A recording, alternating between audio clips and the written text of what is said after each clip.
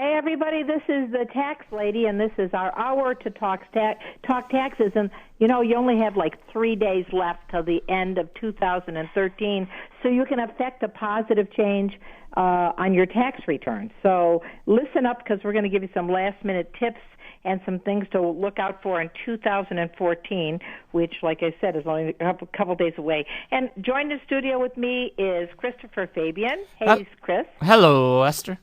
And Stevie Jacobson. Hey, Esther, how's it going? Good. Now, I understand Mrs. Fabian's at the movies, right? Yes, Mrs. Fabian is going to see Frozen because we were definitely frozen on Christmas. That's true. I heard your house was like flooded and you had to take a rowboat to get to your house.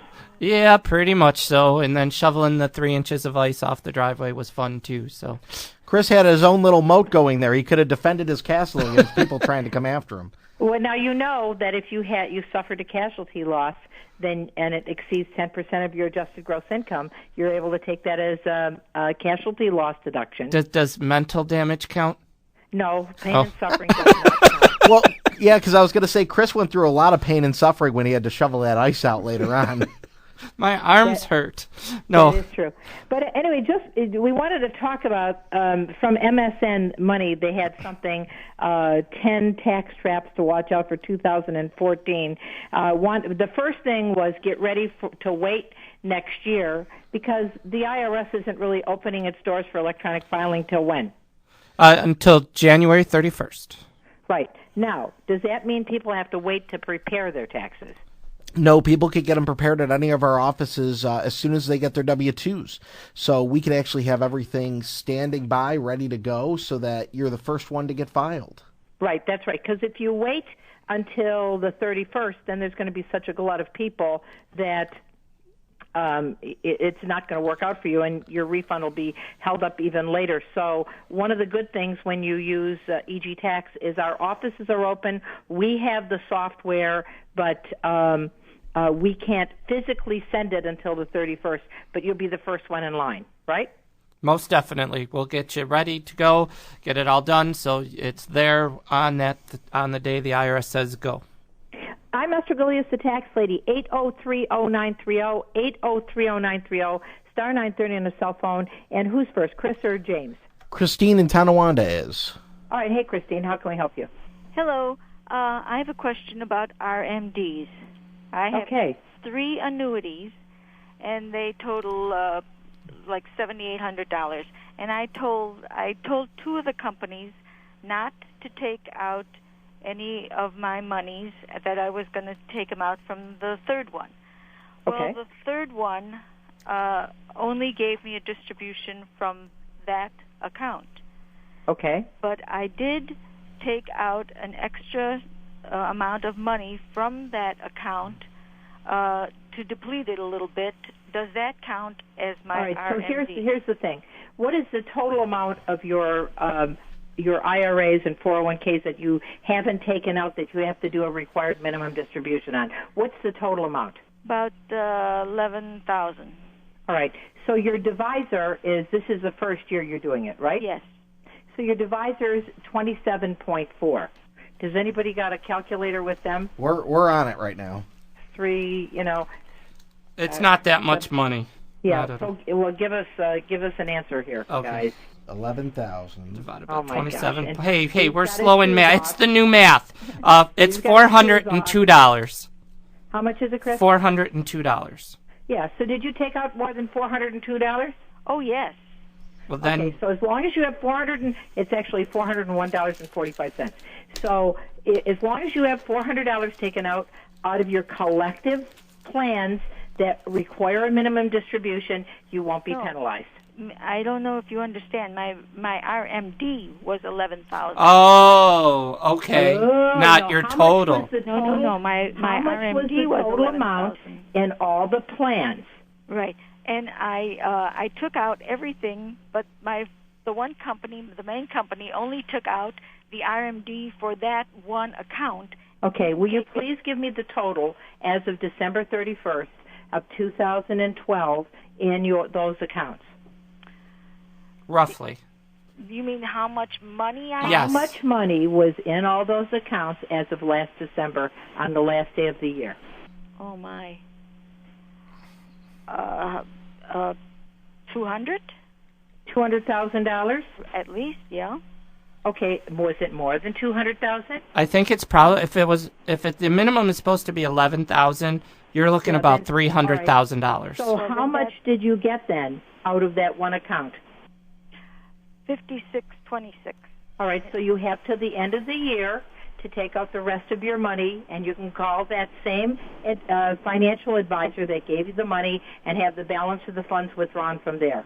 But I took out an amount of money from the annuity. Does that count for it? Yes. Anything you take out of the annuity during the year counts towards the RMD. Well, I did. I took out $10,000.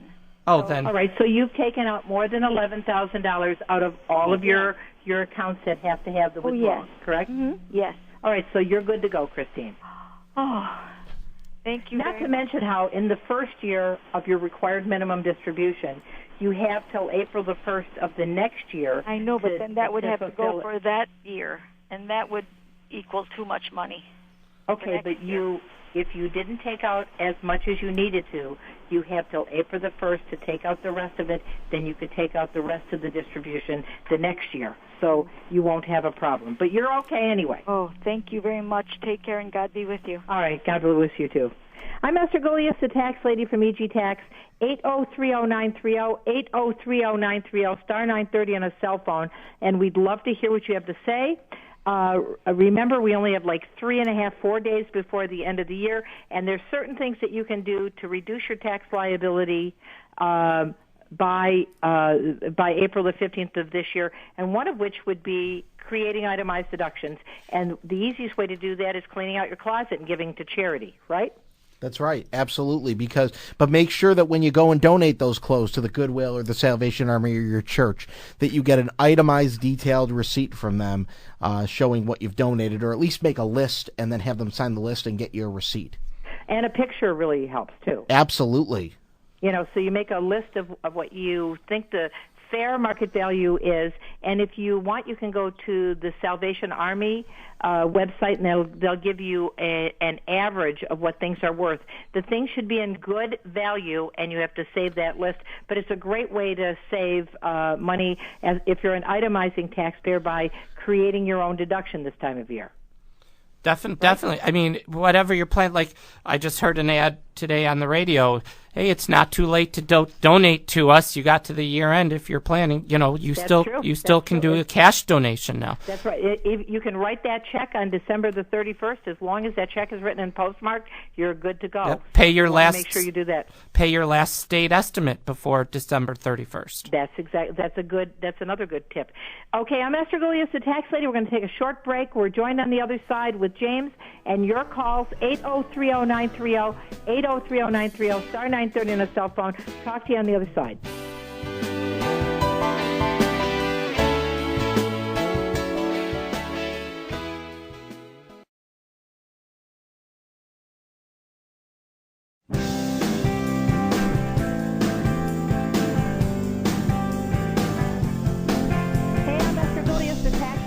Love to hear what you have to say. 8030930, 8030930, star 930 on a cell phone. We only have like 3.5 days until the end of the year. We're talking about the last minute tax plan that you can come up with, and you still do have 3 days. Like Chris says, you can pay your state of New York quarterly payments. The other thing that you can do is let's see, what else? We can put, you can do the charitable contributions. What else can you guys still do? have time to do you have to April 15th to do your IRA for the previous year. So, I mean, that's a big one. Maybe pay a utility bill early if you have an office in the home. Especially if you're a business owner, rental property, any bills that you pay to reduce that taxable income, that's a good thing. Any income that you don't have to receive or can defer until next year, that's a good thing. So anything that you can put off till 2014 is a good thing. And the other thing is selling losers. Like if you're somebody that's got a bunch of money that you made in the market this year and you're holding on to some losers, you can offset the losers, the gainers by the losers, and you have until December 31st to do that, and that could save you a ton of money. Definitely. Right? I mean, it definitely, especially if you have a lot in gains, sell them, offset it, save, even though. That's right. And then, so people say, oh, but I think that my losers are going to go up. All you have to do is hold on to it for how long before they buy it back? You have to wait 31 days before you can buy it back. And so you can buy back those losers, so it's no problem, right? Definitely. All right. We got James in Lancaster that's been holding. Hey, James, Esther Golias, how can we help you? Yes, ma'am. My wife and I are going to be coming into one of your offices in the next couple of weeks to file our 2013 taxes. Cool. I didn't sign up for the exchange health care. My wife has health insurance, but I'm going to be coming in without. And from my understanding, they give you until March 31st is the actual deadline, if I'm not mistaken. Okay. See, the thing is, the actual penalty isn't going to be computed until you do your 2014 return, which is a year from now. So when I come in a couple of weeks, I understand that they're not going to be processing until, I think, the 31st this year, but we still come in early, and then I guess you guys hold it on the computer, and then it goes in? Okay, here's the thing. Next year, in 2014, is when the penalty is assessed. If you have gone more than 3 months in 2013 without insurance, then there would be a penalty. But if you get in before the end of the third month, which you will do, and we get you signed up, you won't have a penalty. Okay, and what would happen, say, in June if something comes around and my employment offers the health insurance? Well, I wasn't in by March, but I had it by June. Well, then you would have a penalty for the months that you did not have insurance coverage, because they only allow 3 months gaps in coverage, so you would still have a penalty potentially. But if he bought it on his own, if he bought it himself, Steve. Well, if he bought it on his own for January, or we'll even say February through June, and then you had the job offer, that's a life-changing event, so you could cancel the insurance you got through the exchange and pick up the employer's portion. Okay, but I would still have to get on the exchange to sign up. In the meantime. Right, that's what you were asking before. You wanted to know if you just didn't get the insurance and got it in June. So what do I have to, like when I come in a couple weeks to have my taxes done, what do I have to declare to the preparer so that I'm not, I'm not offering erroneous information to them, or I just declare that I don't have health insurance at this time? Again, that doesn't go into effect till we do your 2014 return. So when we prepare your which is 1 year from now. So when we do your 2013, we're going to say, hey, do you have health insurance? If not, you better get it by April 1st, or you could be hit with the potential penalty of up to 1% of your income. Great. And then the other one other quick question then I ask for next year. Say something in my life goes to the point, because my wife is great for single coverage, her job, but the family plan is astronomical. So if I go ahead and I don't have health insurance for the whole year and I come to pay the penalty next year, since we file joint, can my wife file injured spouse? That's not how injured spouse would work in that particular case, because what would happen is you did this at the time you were jointly filing. You're a joint filer. It happened while you were married. It wasn't like a pre-existing thing, like your wife just married you and you had all these years of back taxes. So no. Okay. I was just trying to, just trying to save $1, But James, the thing is, the penalty the first year is very small. And I don't think you should even worry about it. The penalty is not that much. But when you come in to get your taxes done, we can show you how much your coverage would be if you wanted to start it when you come in February, March, April, May. And then if the company comes up with it, then you can always drop it and you won't be penalized. Okay. Hey, thank you very much for your help. All right, thanks for calling. I'm Esther Golias, the tax lady, 8030930, 8030930, star 930 on your cell phone. Now, starting next year, a lot of the kind of like nice deductions, I wanted to tell people to do this too. sales tax deductions are closing as of December 31st. So if you're somebody that doesn't pay any New York State taxes, you can still buy a vehicle, any moving vehicle, through December 31st, and the sales taxes are still deductible on your 2013 return. So that's another thing they can do. Yeah, I'm still waiting for somebody to come in and say they bought a helicopter or an airplane to write that sales tax off. Well, that would be a big one. That would be a big one. But sales taxes are still deductible. That's closing, though. That deduction is closing in January, as well as tuition and fees deduction. Right. So if you're somebody that's used to be using that tuition and fees deduction, that's closing, and so is educator out-of-pocket classroom expenses, and the energy thing is going away. Yep, energy's going away. So those things are going away now.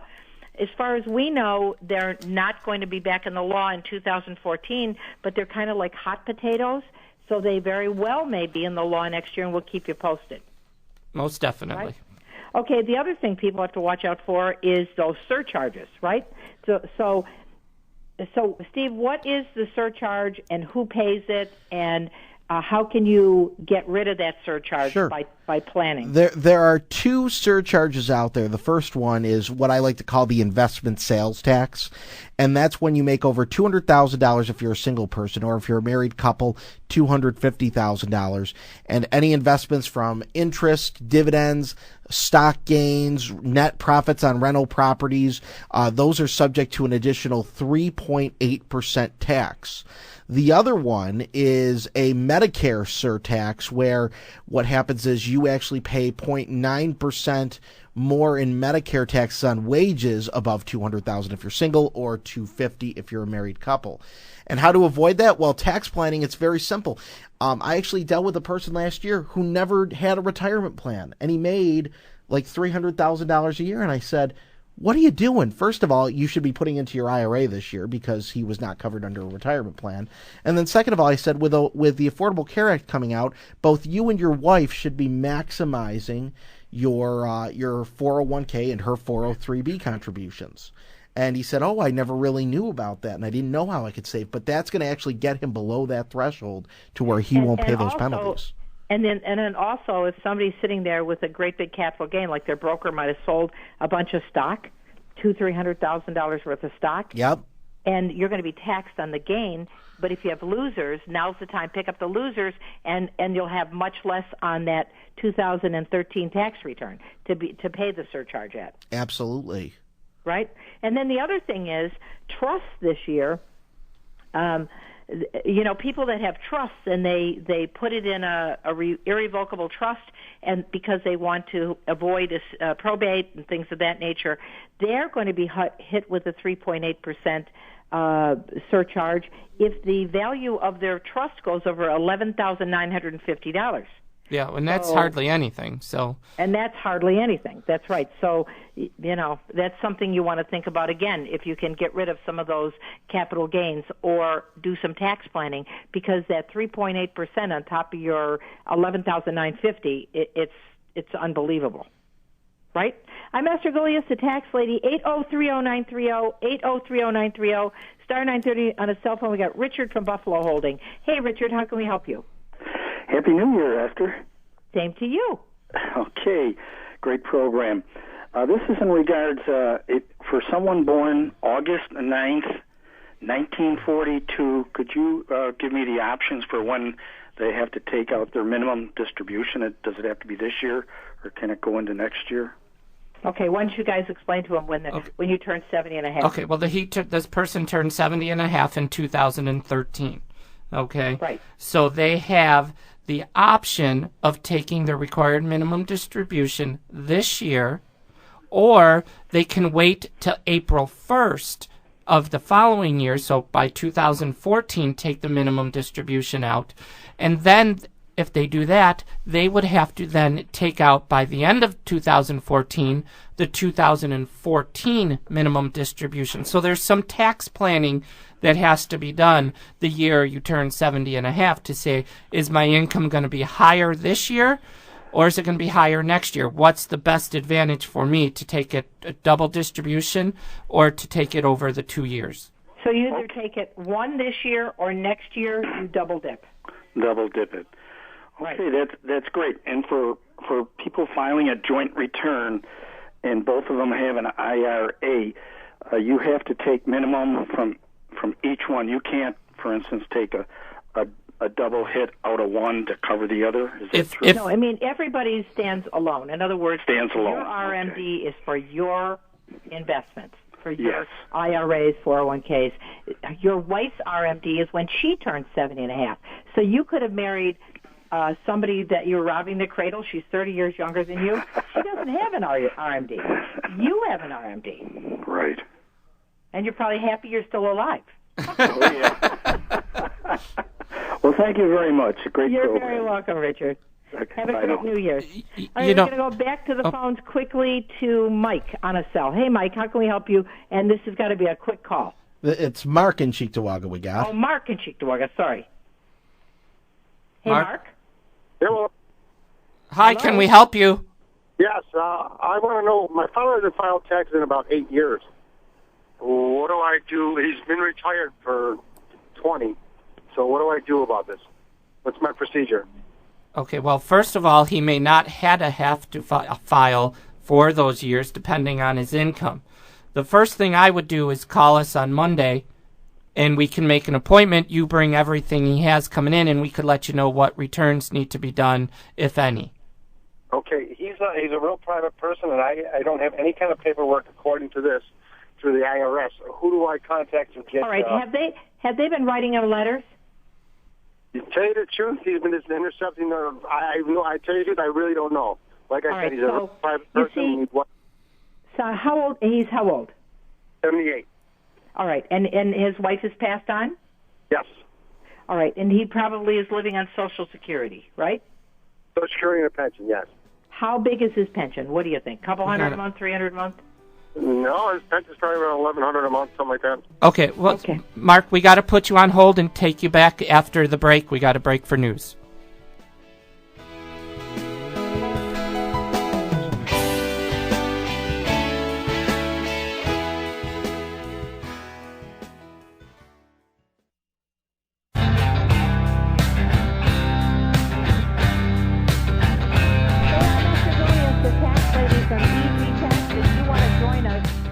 Studio 803-0930 is our phone number here in studio. Star 930 on a cell phone. We want to help you to get ready for 2013's tax season starting January the 1st of 2014. So if you got any questions, now's the time to call. If it has anything to do with taxes, money, Obamacare, we are certainly here to help you. 803-0930, star 930 on a cell phone. I got Christopher Fabian and Steve Jacobson in studio, and we are ready to help. I know we have Mark holding, right, guys? Yep. That's right. Hey, Mark, how can we help you? Okay. Yeah, we were discussing my father's situation of not filing taxes for the past 8 years. Right, and you said his pension was how much a month? About $1,100, I think it is. Okay, and you have no idea if there's any withholding taken out on that? You know what? I really don't. I like I said, I haven't been able to get any of his paperwork because he's very private with that stuff. Yeah. So my whole thing is how do I get his tax returns? I mean, not his returns, his IRS statements, I guess.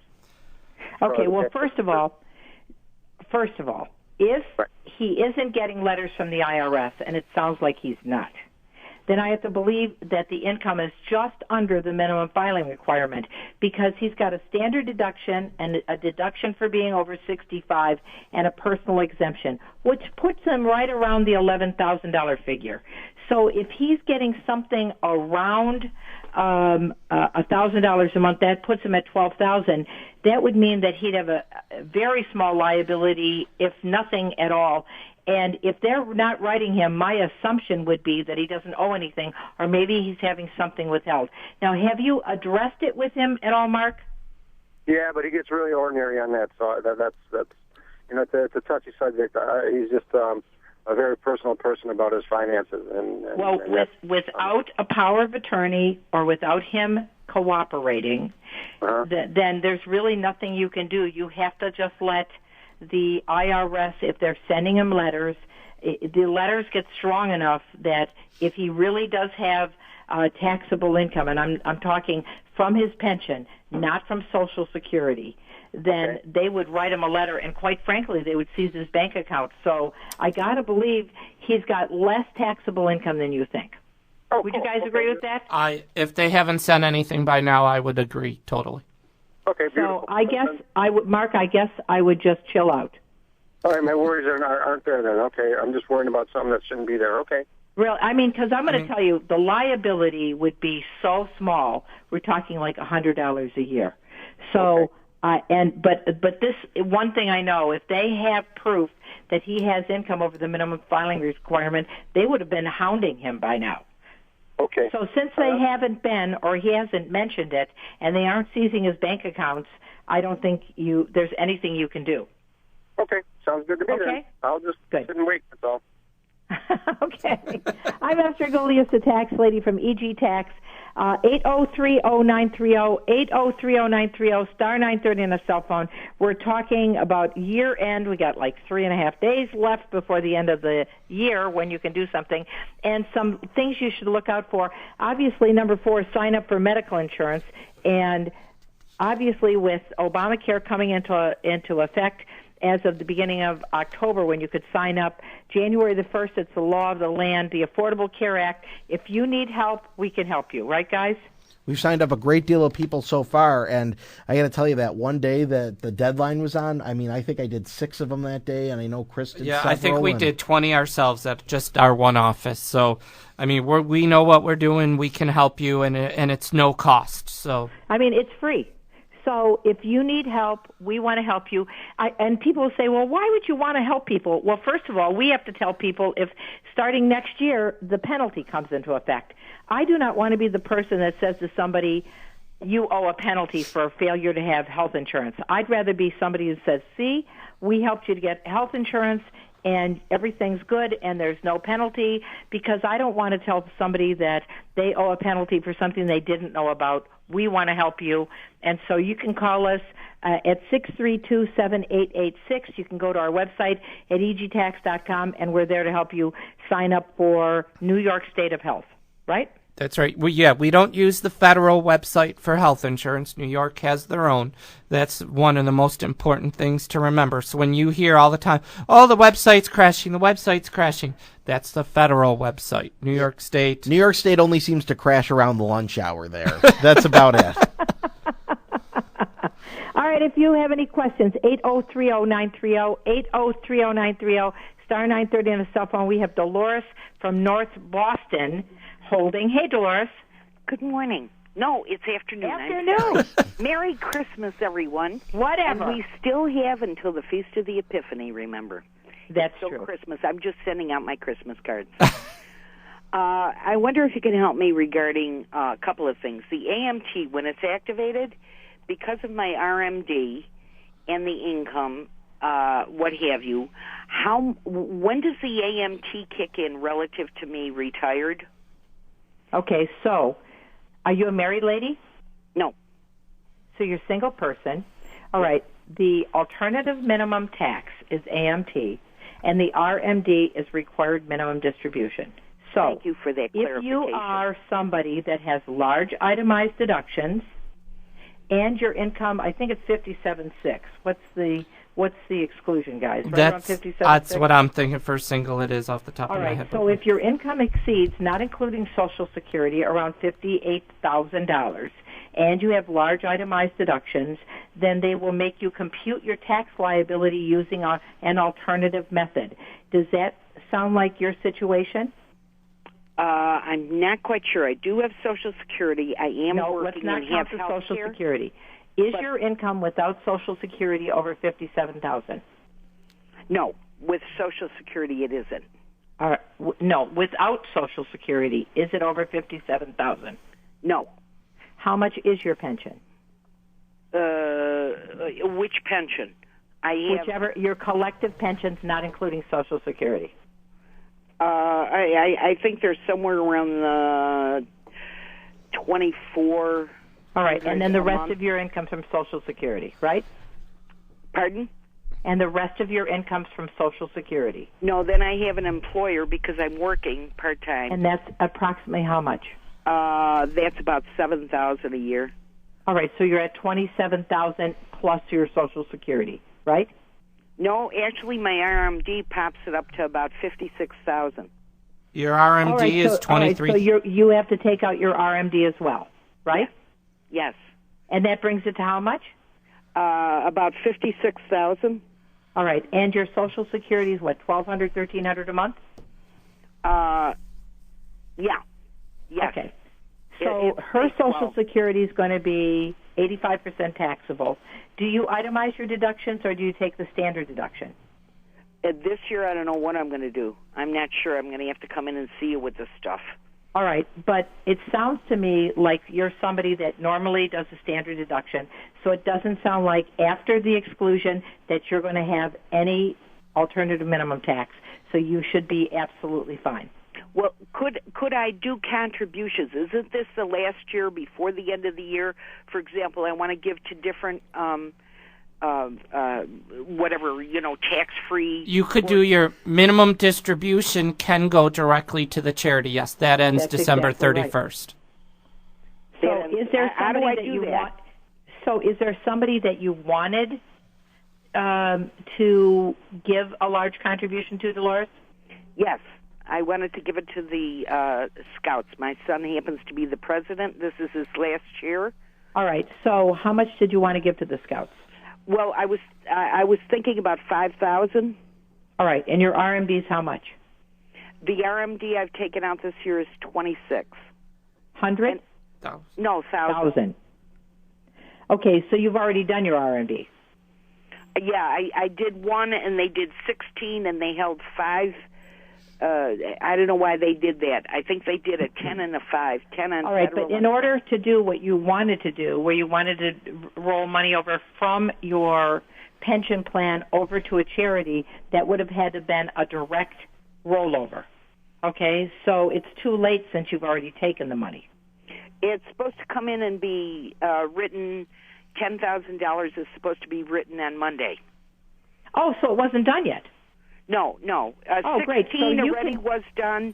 Another 10 is supposed to be done on Monday.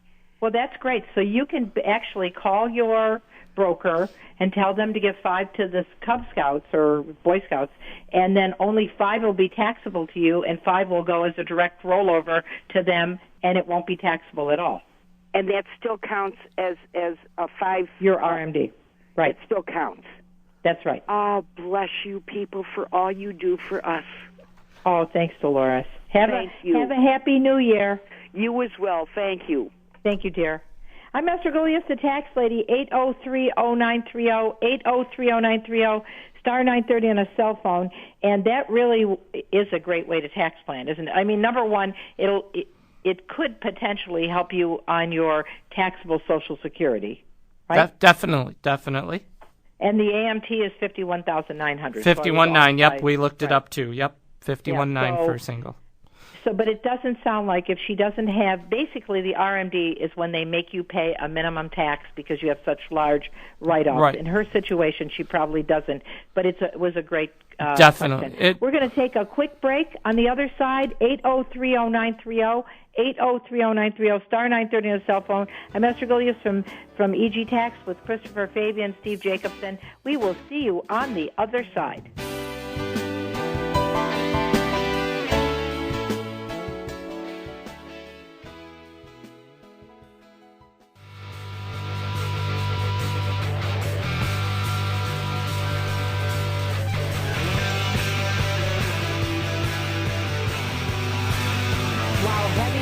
That's me, boy. I'm more like Andrea Bocelli or Michael Bublé. Heavy metal is not me, but I love it. I mean, it's good to keep your adrenaline going. I'm Esther Goliath, the tax lady. 803-0930, star 930 on a cell phone. Well, that's the music we need during tax season to keep us going. That's true. That's right. My husband drinks so much Red Bull that he's really dead. Me too. Me too. He has enough Red Bull in him, he doesn't stop. Bill and I are forming our own Red Bull Addicts Anonymous group. Now, you don't really drink Red Bull, do you? Oh, my God, during tax season, Chris knows. He works Yes, Steve does. Oh, is that what you have hanging from the bottle that goes into your arm directly? It's a direct IV in, it's great. The IV. Yeah, you have the caffeine drip. He has the Red Bull drip. Stevie, 25 more days, buddy. Right? I'm Esther Golias, the tax lady, 803-0930, star 930 on the cell phone. We're talking about 10 things you need to know regarding your tax return. But Phyllis from Grand Island has been holding. How can we help you, Phyllis? Happy New Year. Thank you. Happy New Year. Esther, my question is on capital gains and losses. Yeah. Using hypothetical figures, if I've got $10,000 in long-term gains and $20,000 in carryover losses, may I use $10,000 of the losses against the gains, or am I just limited to $3,000 a year? Make Phyllis happy, man. Okay, you will be able to use the $10,000 to wipe out the gains, and then you get to take the extra $3,000 to claim on your tax return. So you'll have a $3,000 loss on your tax return, hypothetically, and a $7,000 carry forward loss to use next year. Isn't that great? Wonderful. Okay, now that is wonderful. Thank you. Part 2 of the question. These carryover losses were received as a beneficiary on a 401k. Should I myself die before I use these losses up, can my beneficiary use them? Okay, well then if it's on a 401k, we're not talking about the same thing. What made you think that you could carry over a loss from a 401k? That's how a CPA put together my taxes last year. Well, I think we need to look at it. I mean, because right now you just kicked it up a notch. When it's a capital loss carry forward, that's one thing. But a 401k is not a capital loss. That's a pension. So now you're comparing apples to oranges. So this is what I'd suggest you do, Phyllis, because we're just talking on the phone here, right? Mm-hmm. Just us girls talking on the phone. So this is way too important for you to say, well, Esther said to do it on the radio, because before we put our stamp of approval on it, we have to see what your CPA said was the carry forward, because it sounds to me like it would be an ordinary carry forward on the Schedule A. Would you guys agree with that? Definitely. We have to take a look. I mean, unless it was a pension you took out and put in to the stock market long time ago and made the pension taxable a long time. But that's why we need to see everything. Yeah, so why don't you call us? There's no charge, Phyllis. 632-7886. I'd love to look at it and make sure, because what we told you in the first place was right if it was a capital loss carry forward, but once it's a pension, it's not, even though the pension was invested in stocks, it's no longer a capital loss. It's a ordinary gain or loss. So we want to make sure that we're giving you the right information. Okay? Okay, very good. Thank you. Thanks, for the help. Phyllis. Have a great New Year's. All right, then we're going to go to Tom in Attica. Hey, Tom. Hi there. Hey. I have a living trust. My parents passed away. My father passed away about 10 years ago, but my mother just passed away like in March, and we got a living trust around September. And I'm wondering, it was split between three of us, my sister and my brother and I. I'm wondering if I have to pay taxes on the check that my sister wrote me from the living trust. It all depends on where the money came from. Just like with Phyllis, the call before, if it was all just a distribution of principal, in other words, mom and dad had all the money set aside in a big bank account for you, and they had already paid the taxes on the income that bank account had drawn, and you're just getting a distribution from it, no, it's going to be tax-free. If, however, it was all in stock and the stock was sold, then potentially part of it may be a capital gain. So it all depends on where the money comes from. How do I find? So I don't know who's doing the 1041 for that, but they ought to split it up and give you a K1, and then you'll be able to know. But until then, unless you know where the money comes from, we can't tell you definitively how it's taxed. Okay, I guess what I would do is I would call the original bank people. Well, you would want to call your sister to ask who's handling the tax return for the trust. Okay. And those are the people you need to talk to. And the other thing you're going to ask your sister, hey, sister, where is all the money coming from? If she says, oh, Mom and Dad had it in a bank account, well, then pretty much you're in good shape. That's what it sounded like to me, because she said it's just coming from, it's just like getting a check. She didn't think that we had to pay a tax on it either. Again, if it's coming from a bank account, Mom and Dad had put the money in after taxes, it's no problem. But if it had been an IRA or an annuity or a stock, then it could be taxable. So I guess find out from Sis where the money's coming from, and then if you want to call us, we'll give you the stamp of approval, okay? Okay, thank you very much. And Happy New Year. Happy New Year. Thank you. And then we got Janet from Buffalo. Hey, Janet. Hi, how are you? Good. Hold on a second. Hold on a minute. I'm sorry. I'm on Social Security.